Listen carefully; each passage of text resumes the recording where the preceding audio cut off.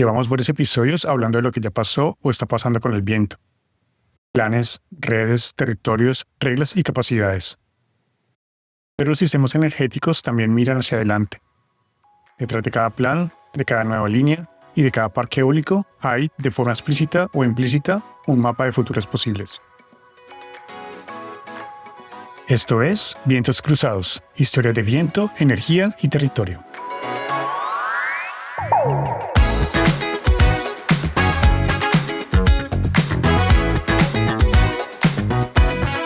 En el episodio anterior hablamos de capacidades e innovación.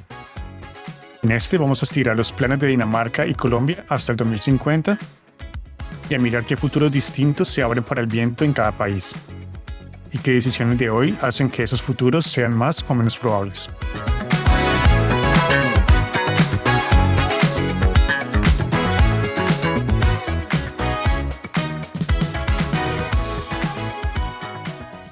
Si nos imaginamos el viaje hasta 2050, Dinamarca sigue poniendo al viento en el centro del mapa. Ya contamos cómo el país reaccionó a la crisis del petróleo y cómo fue construyendo planes, acuerdos y una industria eólica propia. Si miramos esos planes, hay una idea que se repite. Hacia mediados del siglo, Dinamarca quiere ser climáticamente neutra y la energía eólica, en tierra y en el mar, aparece una y otra vez como una de las columnas principales.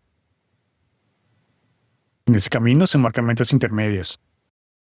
Por ejemplo, reducir al menos un 70% las emisiones en 2030 respecto a 1999 y tener un sistema eléctrico casi totalmente renovable, donde el viento aporta más de la mitad de la generación. En esos futuros imaginados, el Mar del Norte y el Mar Báltico se convierten en verdaderos campos de viento. No se trata solo de instalar más parques, sino de crear grandes clústeres en alta mar y de construir islas energéticas, los cuales son puntos en el mar que actúan como centros para varios parques eólicos, recogen la electricidad que producen y la envían por cables submarinos de alta tensión a las redes de varios países al mismo tiempo. Los países del Mar del Norte ya hablan de llegar hacia 2050 a cientos de gigavatios de eólica marina, una capacidad comparable a varias de las centrales eléctricas más grandes del mundo juntas. En muchos escenarios climáticos, sin esa expansión masiva de energía eólica en el mar, sería muy difícil cumplir el objetivo de limitar el calentamiento global a entre 1.5 y 2 grados centígrados. En Dinamarca, la discusión ya no es si usar el viento o no, sino cuánto, dónde y con qué límites ambientales en el Mar del Norte y en el Báltico. La idea es que el país no solo cubra su demanda eléctrica, sino que se vuelva exportador neto de energía limpia, aprovechando su ubicación y su experiencia. Parte de esa electricidad iría directo a la red y otra parte alimentaría proyectos de Power-to-X que usan electricidad renovable para producir hidrógeno verde y combustibles sintéticos para barcos, aviones o industrias difíciles de electrificar. Estos escenarios se apoyan en una integración muy alta con los países vecinos. Más interconexiones, más comercio de electricidad y más flexibilidad con almacenamiento y con usuarios capaces de mover o ajustar su consumo. Nada de esto está garantizado. Depende de inversiones enormes, de acuerdos regionales estables y de cómo se resuelven los conflictos sobre el uso del mar. En el fondo, la pregunta es cómo combinar la energía eólica con otras tecnologías y con la forma en que consumimos energía. En unos mares cada vez más llenos de infraestructura, parques marinos, cables marinos, subestaciones, donde los debates sobre ecosistemas, pesca y transporte están muy vivos.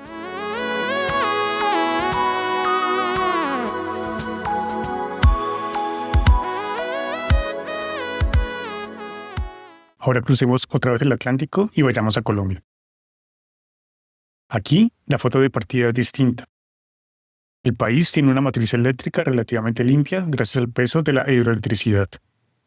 La energía eólica no llega tanto a limpiar algo muy sucio, sino a diversificar, a hacer más resiliente el sistema frente a sequías y a abrir nuevas opciones económicas. Varios estudios, desde universidades hasta organismos internacionales y planes oficiales, han construido escenarios de cómo podría crecer la capacidad eólica de aquí a 2050. No aparece un solo futuro posible, sino varios que dependen de las decisiones que se tomen hoy. El punto de partida se repite. Un sistema dominado por hidráulica y térmica. Esta última entra con fuerza en años secos, y un potencial eólico muy alto en la costa Caribe, sobre todo en La Guajira, tanto en tierra como en el mar cercano. A partir de ahí, algunos análisis hablan de 4 caminos posibles. Van de contextos con políticas claras y señales económicas favorables, hasta casos en los que ni las políticas ni los precios empujan con fuerza la inversión renovable. Son escenarios condicionados por ciertas suposiciones, no predicciones cerradas. Se parecen más a casi un "qué parecería si" que a un intento de adivinar exactamente cómo será el futuro.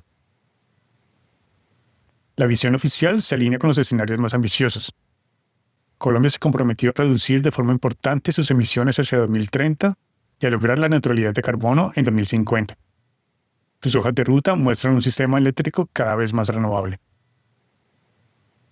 Según distintos estudios, a mediados de esta década ya habría más gigavatios de renovables no convencionales instalados y hacia 2030 un bloque importante de nueva capacidad donde la energía eólica en tierra suma algunos gigavatios, junto con mucho solar y otras fuentes.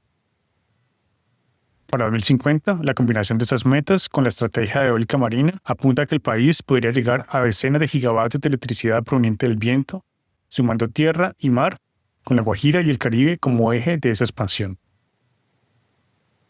En el mejor de los escenarios, una Colombia que desarrolle capacidades en eólica no solo cubriría su demanda interna. También podría exportar energía limpia en forma de electricidad o hidrógeno verde a otros países de América Latina. Ese sería el camino que permitiría bajar más rápido las emisiones del sector eléctrico y amortiguar mejor los impactos del clima.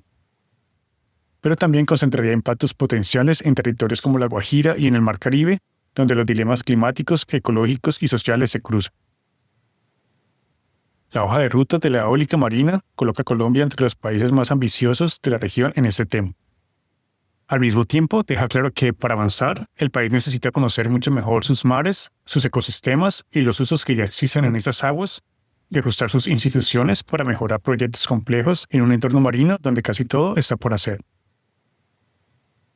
En esa misma lógica, Colombia explora la interconexión eléctrica con Panamá como parte de una integración regional que, en el futuro, podría servir para exportar excedentes renovables y reforzar la seguridad del sistema. En los otros escenarios, la película es muy distinta. Si las políticas dudan, si las señales económicas no favorecen la inversión en renovables, o si se mantienen los cuellos de botella en transmisión y las incertidumbres regulatorias, la eólica se queda en unos pocos gigavatios. Aporta, pero no cambia la lógica hidrotérmica del sistema ni la trayectoria de emisiones. La diferencia clave entre estos futuros no está en el viento, que sopla igual en todos. Está en la calidad y estabilidad de las políticas, en la capacidad del Estado para coordinar transmisión, generación y participación social, y cómo el mercado eléctrico reconoce los beneficios de la energía eólica y en la forma de manejar los conflictos en territorios como La Guajira. Vistos así, estos escenarios funcionan como un espejo. Muestran qué podría pasar si se toman ciertas decisiones y qué pasaría si se dejan las cosas como están.